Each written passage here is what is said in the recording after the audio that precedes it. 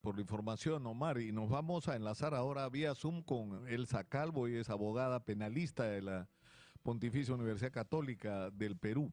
Elsa, muy buenos días, gracias por atendernos. Hola, ¿qué tal, Nicolás? Muy buenos días, un gusto saludarte a ti y a todos tus oyentes. El día de ayer ha sido un día muy extraño, ¿no es cierto? Hemos tenido los 17 proyectos del Congreso, de repente a última hora las carreras, el proyecto del Ejecutivo, una discusión sobre si esto es de terrorismo, si el terrorismo urbano es la manera adecuada de definir lo que está pasando. Es decir, ¿cuál es tu juicio como penalista, Elsa, de lo que se está poniendo en discusión y de la manera como se está poniendo en discusión? Gracias, Nicolás. Bueno, como ya hemos escuchado también a los ciudadanos de a pie, no hay que ser abogado ni especialista para darnos cuenta de que quieren tapar el sol con un dedo. Las palabras importan e impactan. Entonces ahora nos ponen un delito con un nombre bastante rimbombante: terrorismo urbano. Este tema del terrorismo urbano no es de ahora, no es del 2024. Vienen proyectos de ley, más de 17 proyectos de ley en el Congreso con la misma denominación desde el año 2022 aproximadamente. Y nos hacen creer que esta es una respuesta, o pretenden hacernos creer que esta es una respuesta ante una problemática nueva. Y de nueva, la inseguridad ciudadana no tiene nada.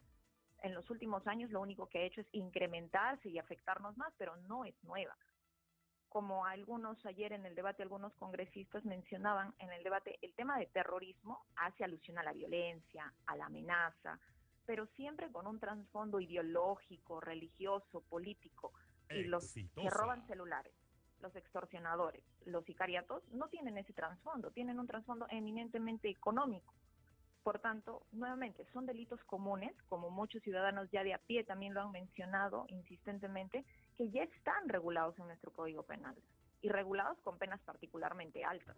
Pero nuevamente, el problema es que no se hacen cumplir esas penas, no hay un adecuado procesamiento, un procesamiento efectivo. Entonces, el criminal sabe que roba, que hace un acto de extorsión, de secuestro, y no va a ir a la cárcel.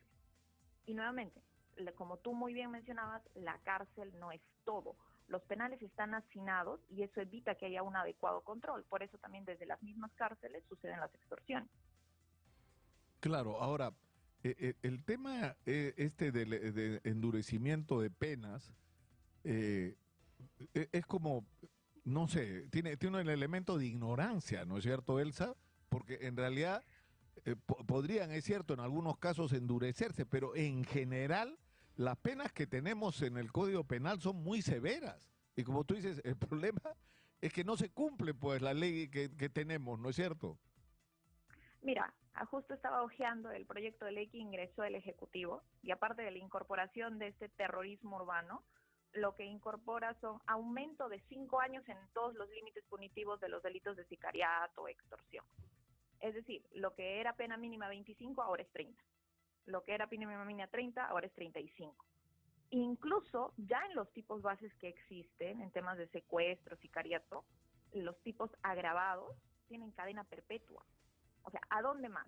Nuevamente, O sea, el aumento de penas podemos es una medida detenernos ahí, populista. Elsa, es decir, en este momento, si tú cometes un delito de secuestro o de extorsión agravado, te vas a cadena perpetua. Sí, Exitosa. ya está prevista la pena de cadena perpetua. Incluso, mira, resulta bastante curioso que dentro de estos tantos proyectos de ley que emitió el Congreso con la propuesta de terrorismo urbano, alguna de ellas recibió una opinión del Ministerio de Justicia, donde el Ministerio de Justicia decía no viable. Entre otras razones, mencionaba algo muy interesante. Les decía, lo que tú quieres proteger a estas personas del sicariato, de la extorsión, del robo agravado, ya está siendo protegido por la ley de crimen organizado, la antigua, la que se cambió.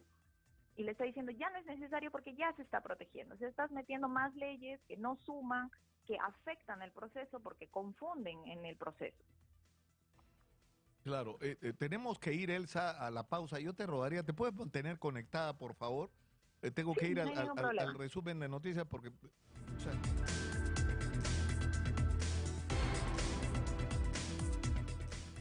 estamos en Exitosa, la voz que integra el Perú, 95.5 de la FM en Lima, canal 34 de Movistar. Estamos enlazados vía Zoom con Elsa Calvo, abogada penalista de la Pontificia Universidad Católica del Perú. Elsa, la pregunta que yo tenía era esta, ¿no es cierto? Eh, Se discutió, por ejemplo, sobre el robo de celulares y se endureció. Creo que el siguiente paso creo que vendría a ser la pena de muerte para los ladrones de celular. Pero el resultado fue cero, cero. O sea, es decir, se agravó la pena y sin embargo la cantidad de celulares robados cada día no bajó. O sea, eso ya es una señal de que por ahí no va, ¿no es cierto? Correcto, Nicolás. Es que han agarrado, creo que ya desde hace décadas, al derecho penal como el cajón desastre. Salta un problema social y quieren solucionarlo a través de crear tipos y endurecer penas. Las penas actualmente no disuaden porque el sistema en general de justicia no funciona de manera efectiva. Como dicen, la justicia que tarda no es justicia. Se demoran años en procesar a alguien. Si es que lo llegan a condenar, ingresa a un centro penitenciario que está fuera de control por las mismas condiciones de hacinamiento que han generado todo el aumento de penas de manera irracional, y nuevamente no pueden controlar un penal y desde ahí mismo surgen los problemas de seguridad. Acá es importante entender, primero, que el derecho penal no te va a solucionar esos problemas públicos. Creo que como tú mismo lo mencionaste, la solución es un tema de educación y gestión.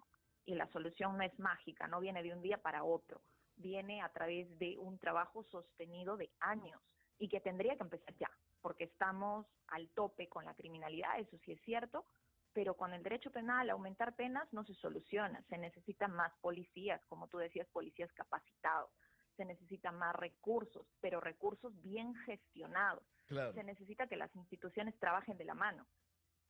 Claro, porque ayer Carlos Morán, que fue ministro del Interior y que fue importante y por eso lo invitamos, porque durante su gestión la conclusión es que las cosas estaban tan mal que requerías una especie de reingeniería en la Policía Nacional. Y para eso se elaboró y colaboró mucha gente en el desarrollo de lo que se llamó el Plan Mariano Santos, que era una especie de gran reforma de la Policía Nacional, ¿no es cierto?, para hacerle un instrumento eficiente.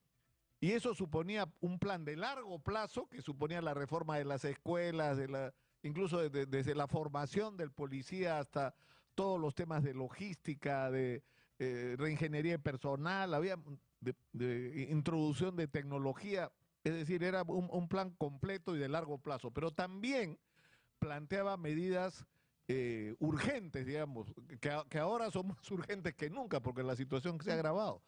Lo increíble, Elsa, es que metieron el plan en un cajón y el trabajo esforzado de un montón de gente de la propia policía no sirvió para nada. Cuando ahí están, en ese cajón están las respuestas, que si se hubieran empezado a hacer estaríamos en otra situación. Pero ese es el problema que venimos pasando de gobierno a gobierno. O sea, no hay un trabajo sostenido. Cada cambio de gobierno implica machacar al gobierno que dejé atrás y decir que todo se hizo mal y continuar algo totalmente nuevo que no necesariamente es técnico ni sistemático. Y eso que genera que, como tú dices, estas buenas ideas o buenas iniciativas de gestión de lo que ya se tiene, trabajar con lo que se tiene y mejorarlo, no funcionen y estén dormidas. Y eso, como digo, no es un problema de ahorita, es un problema que viene desde hace mucho tiempo. No se trabaja de manera sistemática, de manera ordenada. Se, se trata de dar soluciones al día que no son eficientes a través del derecho penal. Por ejemplo, en este proyecto del Ejecutivo se estaba en el delito de extorsión poniendo una agravante específica cuando las extorsiones están dirigidas al sector transporte.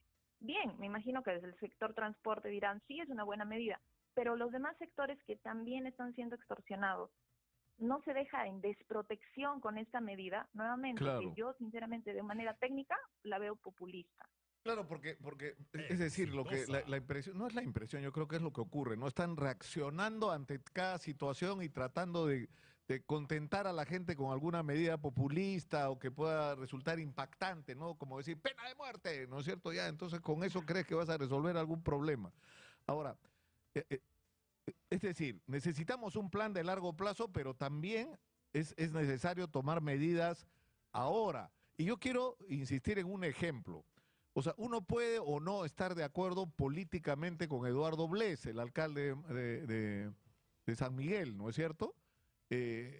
y probablemente sea una persona políticamente controversial para un sector, pero su gestión desde el punto de vista de la seguridad fue reconocida por Muñoz, hasta por el propio Basombrío, que en términos políticos probablemente podría considerarse un enemigo de Eduardo Blest. ¿Por qué? Porque hicieron en ese momento algo muy simple, que fue gestión. Es decir, tenemos el distrito agobiado por la inseguridad, entonces dividimos el distrito en cuadrantes, vemos qué recursos tenemos, es decir, cuántos patrulleros, cuántas motos, bueno, cuánto tiene el municipio a través del serenazgo, cuántos efectivos tenemos, cuántos agentes de seguridad privada hay de las empresas que operan para los comercios y los negocios grandes, cómo está organizada los barrios, ¿no es cierto? Si hay vigilantes en los barrios o si hay gente que puede aportar, y todo, Elsa, todo se centralizó y funcionó. Funcionó porque había un liderazgo y porque se gestionó todos los recursos que habían para que la información que viniera de las cámaras o las alertas que emitían los vecinos permitían una respuesta rápida, porque ni siquiera es porque le pusiste más recursos, porque usaste de una manera inteligente y adecuada lo que tenías. Exitosa. Entonces, yo creo que de eso es lo que se trata, no es tan complicado. Es decir, si se ha podido hacer en un momento en San Miguel, ¿por qué no se puede hacer en todo el país? Creería que es un tema de falta de interés y, como tú dices, de aprender a gestionar y que tengamos en la administración a gestores. Como tú muy bien has dicho, yo no vivo muy lejos de Magdalena y hubo un cambio en el tema de la delincuencia por el simple hecho de cambiar la luminaria. Pusieron más postes de luz, pusieron mejor iluminación, tú ves de manera más seguida al serenazgo pasando y eso desincentiva porque ya es una manera preventiva. Tú ves que están haciendo algo y que están trabajando.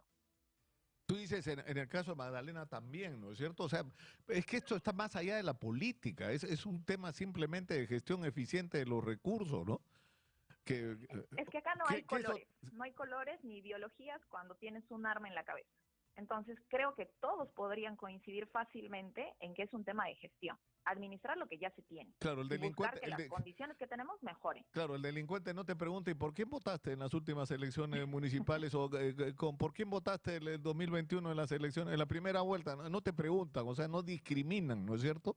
Y la respuesta está, o sea, yo creo que está muy claro. Ahora, ¿cuál es la conclusión? O sea, tú eres una penalista joven, comprometida. Es decir, cuando ven estos espectáculos, ¿qué sentimientos les produce esto? Bueno, mira, desde la academia lo que yo trato de enseñar a quienes eventualmente van a formar parte de la administración pública, quizás fiscales, jueces, es que el derecho penal es importante conocerlo y trabajarlo, pero de manera inteligente. El derecho penal no te va a solucionar la vida y mucho menos te va a solucionar de manera rápida y directa estos problemas de criminalidad que afectan actualmente a la población. Aumentar penas no te suma nada, porque yo puedo poner, como tú mencionabas, cadena perpetua hasta pena de muerte, pero si jamás lo encuentro, si no tengo la capacidad de que mi policía lo pueda encontrar, si no tengo la capacidad de que mi fiscal lo pueda imputar correctamente, si no tengo la capacidad de que mi juez lo pueda condenar adecuadamente, que no pueda ingresarlo a un penal donde vaya a estar verdaderamente recluido, no funciona. Las penas en esa línea no funcionan. Entonces, por eso yo lo que siempre recomiendo, el derecho penal hay que conocerlo y justamente para criticar este tipo de medidas que son populistas. Y la solución a estos problemas, de manera a largo plazo y corto plazo, están por temas de gestión.